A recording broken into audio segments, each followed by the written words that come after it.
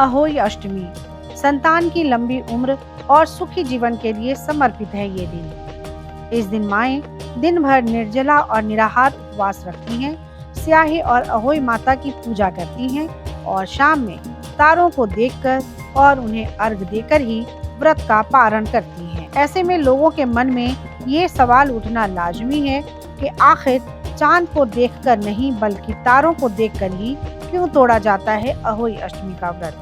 क्या है इसके पीछे वजह? पति की लंबी आयु और अखंड सौभाग्य के लिए करवा चौथ का निर्जला व्रत रखा जाता है और चांद को अर्घ देने के बाद व्रत तोड़ा जाता है। वैसे ही करवा चौथ के 4 दिन बाद संतान की लंबी उम्र और खुशहाल जीवन के लिए अहोई अष्टमी का निर्जला व्रत रखा जाता है। लेकिन इस दिन चांद नहीं बल्कि तारों के दर्शन के बाद अर्घ देकर व्रत खोला जाता है। मान्यताओं के अनुसार अहोई अष्टमी के दिन अनगिनत तारों के दर्शन और पूजन से कुल में अनगिनत संतानें होती हैं। इस व्रत में माएं पूजा अर्चना के दौरान मां पार्वती से प्रार्थना करती हैं कि जैसे आकाश में तारे चमकते हैं वैसे ही घर में जन्म लेने वाले बच्चों का भविष्य भी चमकता रहे। इसके अलावा ये भी माना जाता है कि आकाश के सभी तारे अहोई माता के वंशज हैं। इसलिए अहोई का व्रत तब तक पूरा नहीं माना जाता जब तक तारों को अर्घ्य न दिया जाए। जानकारों की माने तो इस बार ये व्रत तिथि के अनुसार 24 अक्टूबर को रखा जाएगा, जबकि तारों को अर्घ्य देने का समय शाम को 6:06 से है, क्योंकि इस दिन सूर्यास्त 5:42 पर होगा। इस मुहूर्त पर माएं तारों को जल चढ़ा सकती हैं और गुड़ के बने पुए से चंद्रमा को भोग लगाकर स्वयं भी उसी से व्रत खोल सकती हैं। बच्चों को भी वो पुए प्रसाद के रूप में दिया जाता है।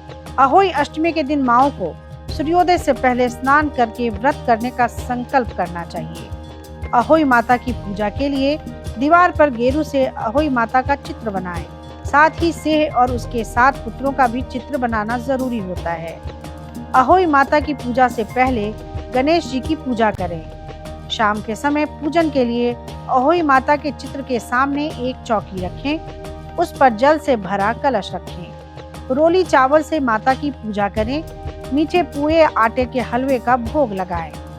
कलश पर स्वास्तिक बना लें और हाथ में गेहूं के 7 दाने लेकर अहोई माता की कथा सुनें। इसके बाद तारों को अर्घ्य देकर अपने से बड़ों के पैर छुएं और उनका आशीर्वाद लें। कहते हैं नियम पूर्वक इस व्रत को करने से संतान के खुशहाल होने के साथ साथ उनके दीर्घायु होने का भी वरदान मिलता है।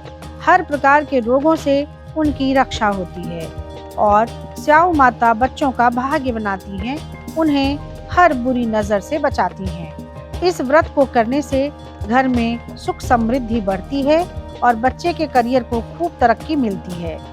तो कैसी लगी आपको हमारी ये जानकारी, हमें कमेंट बॉक्स में जरूर बताएं। बाकी धर्म कर्म से जुड़ी तमाम जानकारियों के लिए सब्सक्राइब कीजिए हमारा डिजिटल चैनल और देखते रहिए न्यूज नेशन स्तुति। न्यूज नेशन अब व्हाट्सएप पर खबरों के ताजा अपडेट के लिए न्यूज नेशन के इस QR कोड को स्कैन करें।